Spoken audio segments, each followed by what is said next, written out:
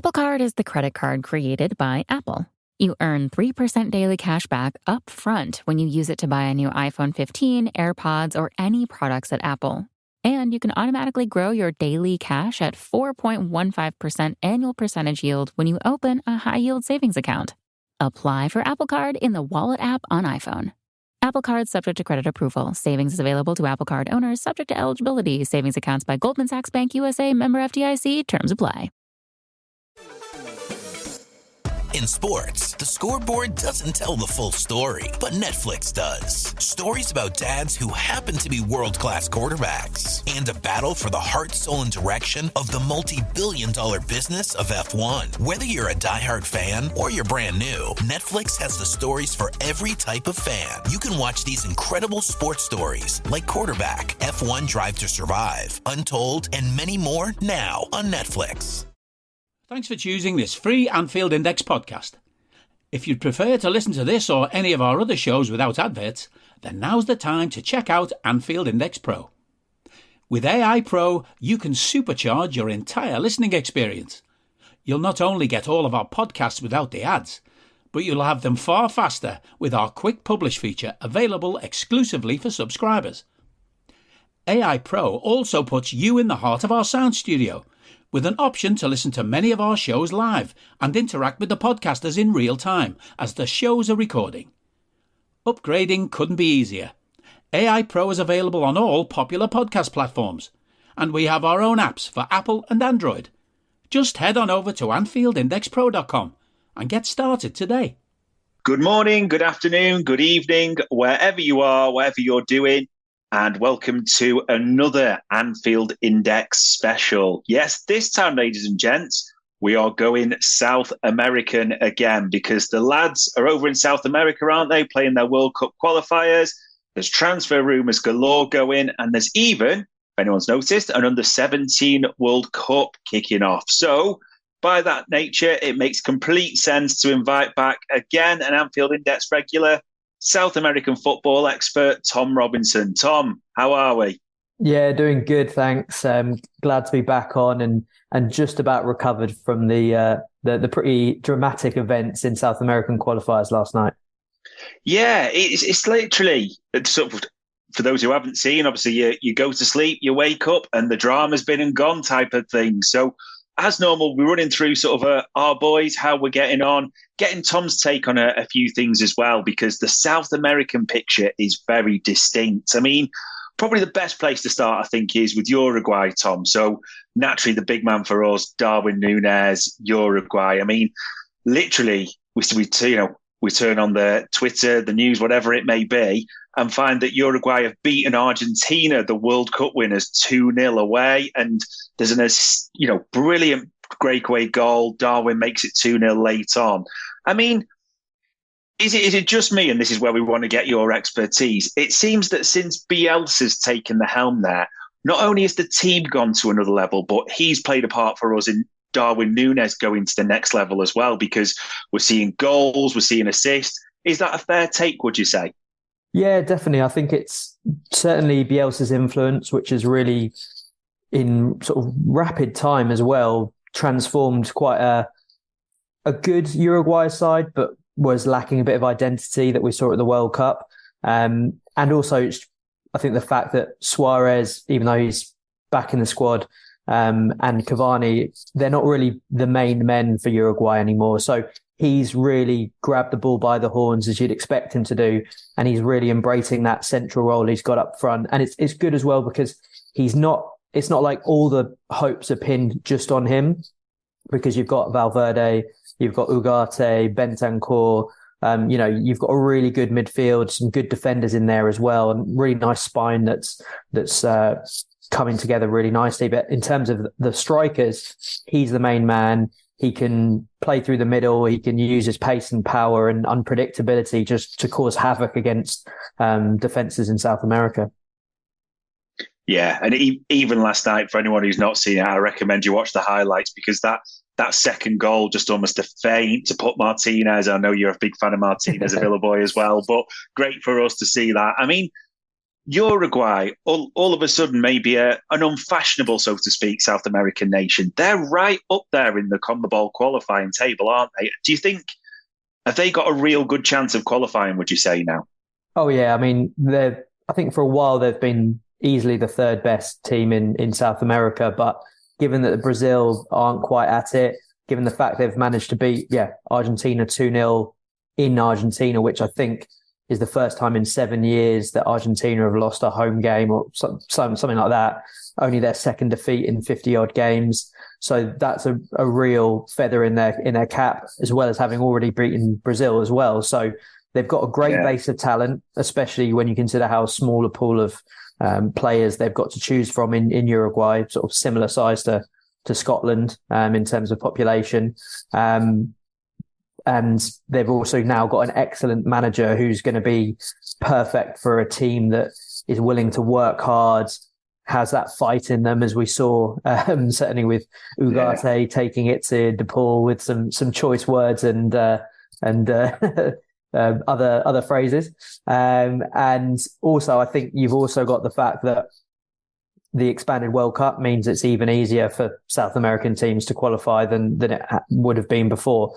I would have bet my house on them qualifying in the old format as well, because they're easily in the best four teams in the continent, and they've got a real chance now of maybe even being, up there fighting with Argentina and Brazil to win the qualifiers. So yeah, it's a really exciting team, and they've got a lot of good young players coming through as well. So they're managing their transition away from those old legends like Diego Godin, Suarez, Cavani, and they're going to be a force not just for this qualifiers but for a little while.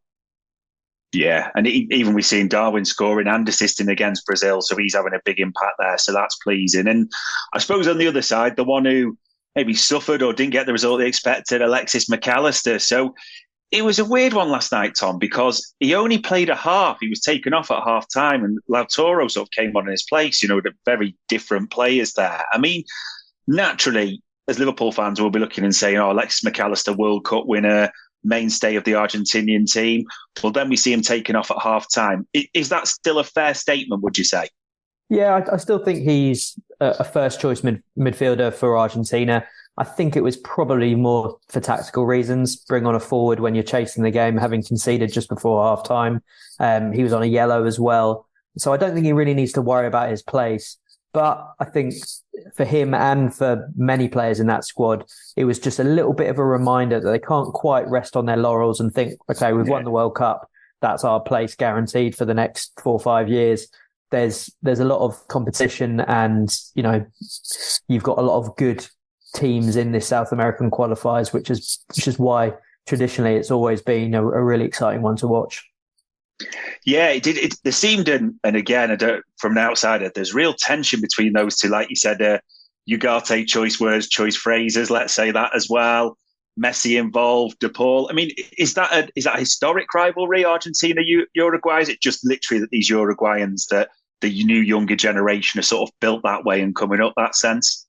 No, I mean, it's definitely a rivalry because, they're either sides of it's the Clásico Rio Platense is the name for it. They're two of the oldest footballing nations that go all the way back to those early World Cups and Olympics as well. And there's also just real cultural similarities between the two. Uruguayans, they love their mate, they love their beef and asado. The accent is very similar to Buenos Aires as well. There's disputes over who kind of had the hero of tango, Carlos Gardel, was he Uruguayan, was he Argentinian? And I think it's because, Uruguay are sandwiched between these two massive Goliaths of football geographically, and they've got a smaller population. They've always got that underdog feel about them. And you always feel that certainly it's a friendly rivalry in terms of most Argentinians really like Uruguayans. A lot of them will probably even say, oh yeah, look, Uruguay is an extension of Argentina, which is, obviously Uruguayans will take a lot of umbrage with. But there's definite kind of little brother vibes to Uruguay, and it's definitely a big game for them. It's one that Argentina, just from a footballing level, always look forward to, and they're tough, always well fought. So I wouldn't say there's like long-term animosity between them, but it's certainly a battle that's always looked forward to and is one of the highlights of the qualifying campaign. Which will make sense, because the one thing we see in regular Liverpool videos is Alexis, almost like a big brother to Darwin, with the mate, rocking around the training ground in that regard. So we'll be interested to see how they get on. And probably going back to a team that is probably surprising people, but in a negative sense, Brazil and obviously Alisson. I mean, it was actually a rare start. Ederson had a knock, so Alisson takes the number 1 jersey. And we look at the highlights. I mean, he does actually make a number of saves for them as well against Colombia. But do you think he's actually got any chance of, on that form, and obviously what we see, because we think he's the best, don't get me wrong, do you think he's actually got a chance of getting ahead of Ederson, or does it seem Brazil have pretty much made Ederson the number 1 now? How do you see that? I think it's tricky to say. I mean, they're both brilliant goalkeepers. You could argue they're both in the maybe top 5 in the world. So for Brazil, either or is fine. But I think, Alisson traditionally has been the number 1, certainly under Cheech. He was the number 1. But I think Denise, who's obviously just a caretaker manager at this point, maybe prefers Ederson for his ball playing ability. Not that Alisson's bad with his feet at all, but that's obviously one of Ederson's best attributes. So I think it might just be a temporary spell out the number 1 jersey. If Ancelotti comes in as he's meant to, you could easily see him reverting back to Alisson, and whoever is on the bench is going to feel hard done by, basically, because it's not through any poor performance. So it's one of those quirks where you've just got an abundance of talent, really, and and who knows, maybe this will, even though they've come off as on the losing side against Colombia, they not through no fault of Alisson. So maybe he now stays in. Maybe Ederson comes back in. But yeah, it's an interesting one to watch as things progress and as the managerial situation's resolved. Yeah, maybe as that becomes clearer. And I mean, we look at that table, Tom. Is one thing, the first thing that sort of strikes me as an outsider, how low Brazil are, how little points they've got at the moment. Are they firing well below expectations, or is it an acceptance of the managerial situation, what's happening, or is it just literally Brazil are well below what we'd expect? Well, one thing when it comes to expectations in Brazil is they're always super high. They expect to win every game. They expect to win every World Cup, regardless of who's in the team. So it's been a disappointing start to qualifiers, particularly in the last 3 games. They've had 2 losses and a draw. And I think you can put that down to a few things. Obviously, the change of manager, bringing in a different style, just getting used to that. There's injuries as well. Neymar obviously is a big blow for them because he's such a talisman.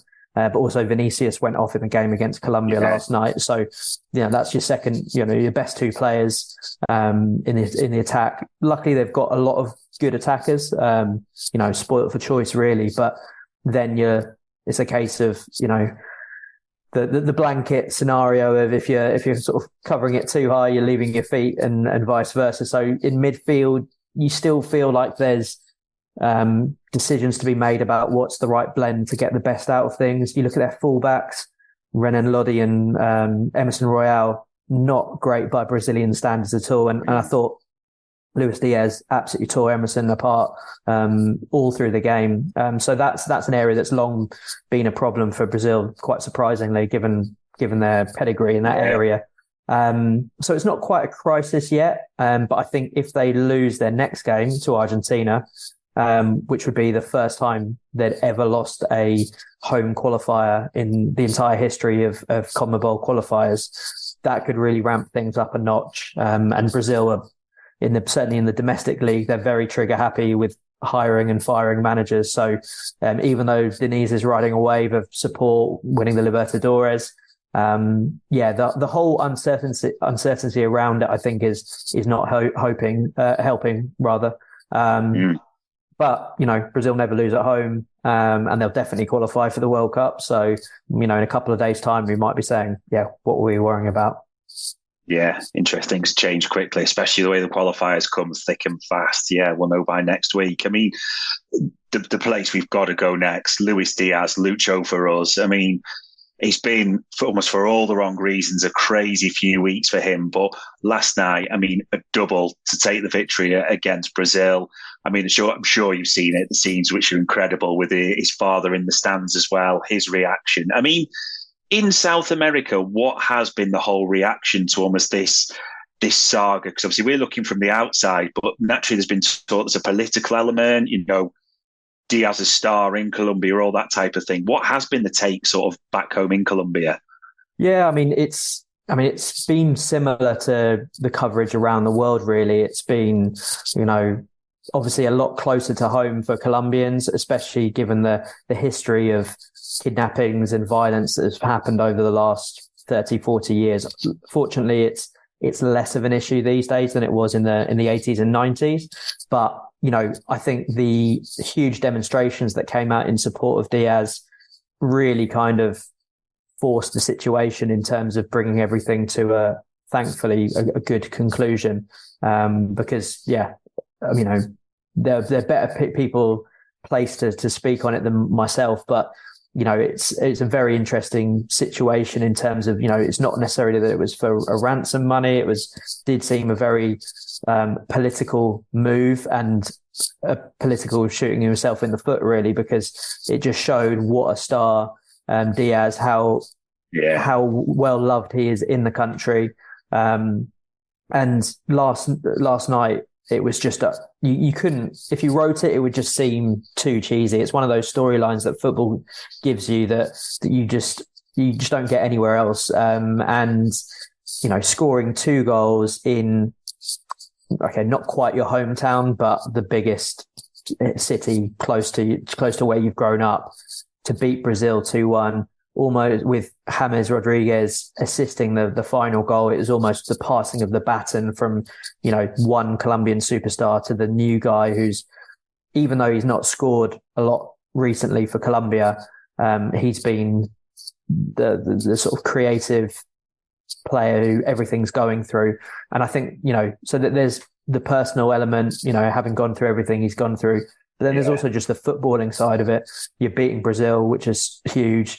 You're ending a bit of a goal drought, and Colombia haven't scored much in general. So it was all these things that just led to that amazing atmosphere in Barranquilla, which, you always get a great atmosphere there, to be honest, but it was just fever pitch, and a really, really big result for Colombia in terms of trying to get back to where they were several years ago. Hey, this is Chuck the Goat from Goat USA. I wanted to break into your podcast and tell you about the new Goat USA store, coming to Garden State Plaza on November 1st. If you love high-quality lifestyle apparel, then get in on the hottest athletic lifestyle brand. Come buy an iconic t-shirt and heavenly soft-hooded sweatshirt and start feeling like the greatest of all time. So come on out to Garden State Plaza in November and get your Goat USA swag. Goat USA, apparel for kids and adults. Chuck out. Yeah, the scenes, especially at the end, the crowd and everything else was just unbelievable. Looking at the table, they seem quite well placed now as well. Colombia, are you expecting them to qualify for the World Cup as well with Luis Diaz? Yeah, I think they should do. I think they'll be probably the fourth or fifth best team, sort of duking out with Ecuador in terms of those sides that should comfortably qualify. They're in terms of population, they're the second biggest in South America, so you'd expect them to be doing better than they have been. But they're unbeaten. Their big issue is not scoring enough and drawing too many games. But they're clearly better than at least half of the teams there in qualifiers. So I think, again, going back to the fact that there's more spots available means that they should be well placed to qualify. They were well placed last time, and they just went on a horrendous game of 7 games without scoring a single goal. So that was a surprise. They dropped off so much last time around. I don't think they're going to rip up any trees at the World Cup if and when they qualify. But the signs are looking good. There's a lot of under 20 players coming through who are looking really promising. And I think that maybe not this cycle, but the next cycle, we're going to see a more competitive Colombia again. But Diaz is definitely going to be the figurehead. And I think that's one thing that, you look at the top teams in South America, and especially the teams like Uruguay, Ecuador, Colombia, they've all got those difference makers, most of them playing at Liverpool. And the teams that are struggling, the Perus, the Chiles, the Paraguays, they've got good players, but they don't have any superstars who can just conjure up that bit of magic like Diaz, like Nunez. And that's the kind of real difference. And that's why I'm sort of pretty confident on Colombia's chances. Yeah, I mean, even like you say, you can sort of see the separation in the table already. And then there's still another round of fixtures to go as well. I mean, there's some tasty looking ones. Just to say what I was going to ask you, like, what's the pick for you? Is there anywhere else to go but Brazil, Argentina? Surely. Yeah, I mean, that's obviously the big one. It always is. I mean, it's a huge rivalry. They're both coming off a loss. And there's that feeling in Argentina, maybe a little bit less so after the Uruguay game, that Brazil are there for the taking, and really getting that historic record would be massive. So that's obviously the big one. But I think the other one that's interesting, more of a deeper cut, is the kind of Peru versus Venezuela game, because Venezuela have made a really good start. They're right up there, doing a lot better than expected. And Peru are massively underperforming. They've yet to score. I think they've only had 2 shots on target in all their games so far. So they're being, really shocking. So it probably won't be too entertaining, but there's a lot riding on it, because it could really cement Venezuela as, up there with the big boys, and putting themselves in a good position to qualify for a first ever World Cup. Whereas Peru, they need to get a result here. Otherwise, you could almost write off their qualification already. Wow. Yeah, especially so early. And then the only other thing I really want to ask you about the qualifying, which probably sounds strange, is when it's done, you probably guess I'd ask you this, how quickly we can get back our players, because there's been a lot of talk, isn't there, about the South American football associations laying on private jets, club involved, all that type of thing. Is that fully what you're hearing, what you'd expect to happen? Just get the players back as quick as possible? Yeah. I mean, a lot of them end up sharing sort of jets back to the sort of the northwest, particularly because you've got lots going back to Manchester and Liverpool. So you'll often get them all coming back together. Obviously, it's a toll, the extra travelling, but I think it's something that right across the board you see the players so motivated to represent their country, especially Uruguayans, Argentinians, Brazilians. I'm sure Diaz as well for Colombia. So passionate about that it's something that they absolutely live for, and they wouldn't have it any other way. So it's always something, but the amount of South American players that play in the Premier League now, and the ease of air travel, especially when you've got the deep pockets like they do, then it makes things a little bit easier. So I think it's not too much of an issue, really. Yeah, absolutely. And well, fingers crossed, because it's City Liverpool, isn't it? 12:30 on Saturday. So yeah, no injuries and straight back. And going a bit to a different tournament, that the Under-17 World Cup's on, for those that haven't been watching it. I mean, it's always an interesting tournament, Tom, especially from a South American perspective, because there's usually one that people like you, South American, followers or experts will know, but kind of introduces them to the European market, doesn't it? The domestic fans, that type of thing as well. Looking at who's there from South America, the teams, the stars, who would you sort of flag as expecting to put down a marker and sort of come on the European team's radar in this one? Yeah, so as you rightly say, clubs more and more these days are looking younger and younger to recruit players, and already you see some of the biggest names from the countries who've qualified are already with senior setups, like Endrick for Brazil and Kendry Paes for Ecuador. Both already snapped up by top clubs. Argentina missing Gianluca Prestiani as well, who's I think still due to go to Benfica. So already you're looking at players at 16, 17 being snapped up, but there's still a ton of talent, and most of them haven't moved abroad. So just sort of running through the teams, Argentina, they topped a tough group after a first day defeat against Senegal. The one player there that people should 100% keep an eye out for is River Plate number 10, Claudio Echeverri, who we might have mentioned before on previous pods. Just a classic number 10, glides past players. He scored a brilliant free kick in the second game. And he just looks a step above the others. I was watching him earlier today against Poland, and he's fantastic. And he's already on the fringes of the River team, River Plate first team. And he's someone who he's like earmarked by everyone as kind of, a Messi-esque kind of type of player. Obviously not as good as Messi, but he's looking really good. And River have got a few players actually in that squad who are looking good. Agustín Roberto, who's got 3 goals up front. Ian Subiabre, he looked like a good little winger. Franco Mastantuono, look, he's one of the youngest players at the tournament, and he's looking like a good player up front. So lots of good attacking talent in that Argentina team. Santiago Lopez from Independiente, he's impressed me as well. So lots to like about that team. Brazil, as you'd expect, some amazing individuals that just beat England 2-1 earlier today in a really good match.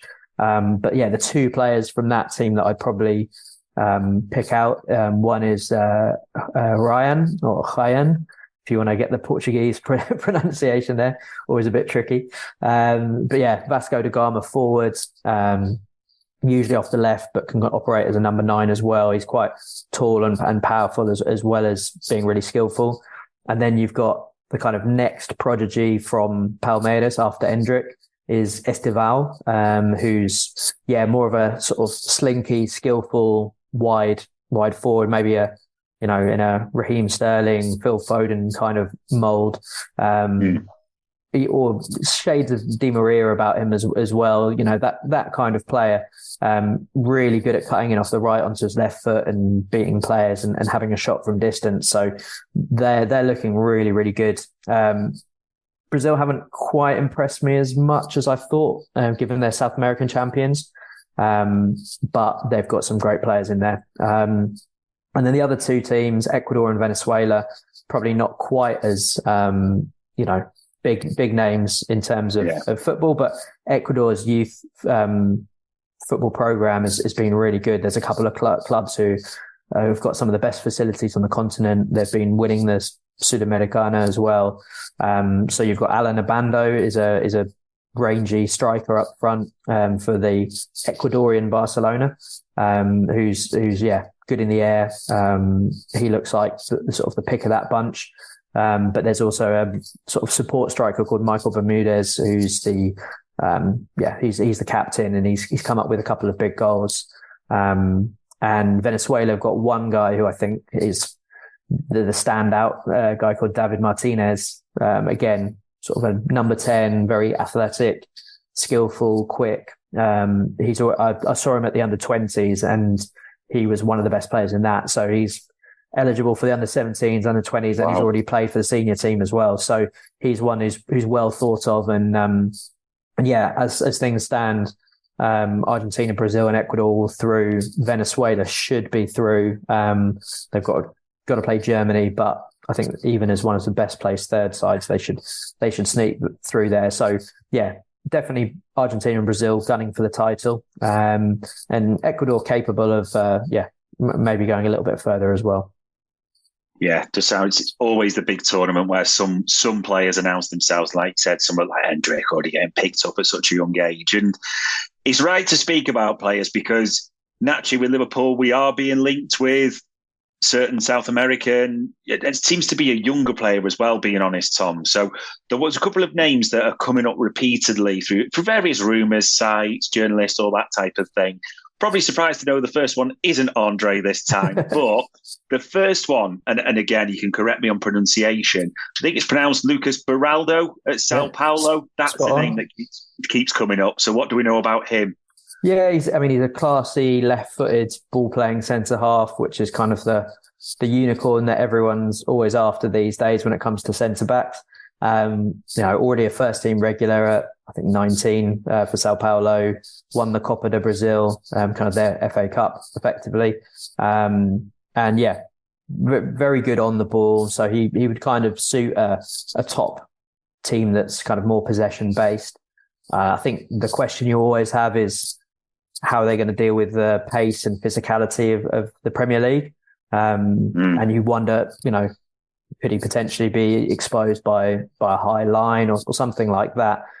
Because football in Brazil is very slow. It's nowhere like the intensity of Premier League. So, if you compare him to someone like Murillo, who went to Nottingham Forest, I think they really kind of went for him over Beraldo because of the physical nature that he can bring. But then again, that's probably because he's more needed for their style of play. Liverpool going to have more of the ball.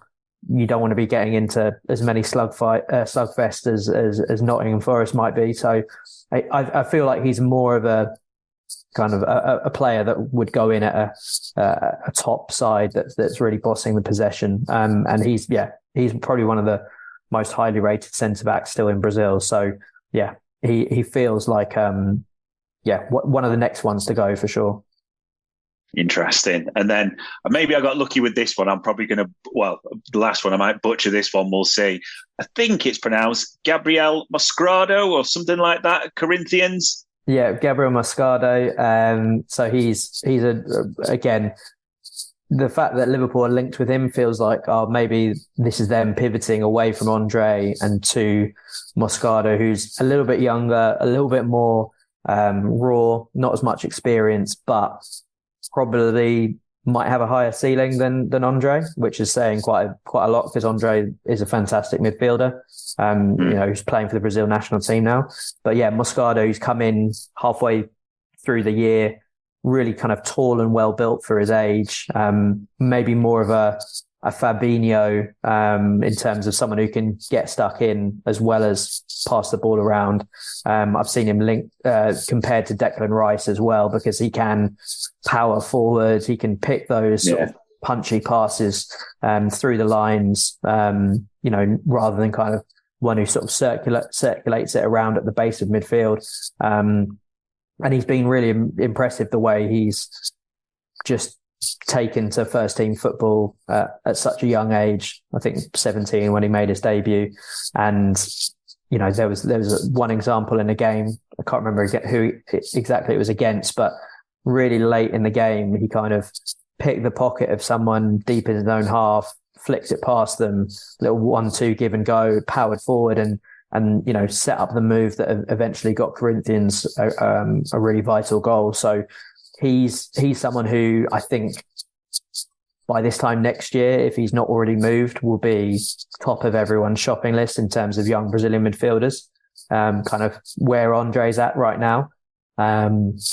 So yeah, maybe Liverpool are just thinking, you know what, let's get in there before the hype's built too much, and maybe because Andre's now, more in everyone's shop window because of the Libertadores run, because he's a Brazil international, because of the interest from Liverpool, which is going to bump up the price as well. Maybe Moscardo's a more of a gettable and maybe not quite as expensive option that perhaps needs a little bit more work, but is going to be, it looks like he's got everything to be a really top midfielder. Good to hear. Yeah, it will be interesting to see, especially where we go in that transfer window. But South America seems very much on the shopping list, if the rumours to be believed, with Liverpool. So all it really leaves me to say is, Tom, thanks for your time. Thanks for your expertise as ever. It's much appreciated. My pleasure. No, good to speak. And looking forward to seeing what happens next in these next qualifiers. Yeah, as is every Liverpool fan, with fingers crossed, no injuries, and back home ahead of the City game as quickly as possible. But ladies and gents, that was a special South American Stars. We hope you enjoyed listening to this Anfield Index show. Please be sure to subscribe to our channel so future podcasts find their way to your device automatically. There's nothing quite like fan engagement, and we'd love to know what you think of anything discussed on this show. The best way to get in touch is over on our free Discord community, where both podcasters and listeners debate the hottest LFC topics 24/7. Sign up free now at AnfieldIndex.com/Discord. You won't regret it. You can also follow us on Twitter at Anfield Index and find us on Facebook by searching for Anfield Index. Oh, and before you go, we'd love it if you could leave us a 5-star review on your favourite podcast app. It only takes a couple of seconds, and it means the world to the people who create these free shows.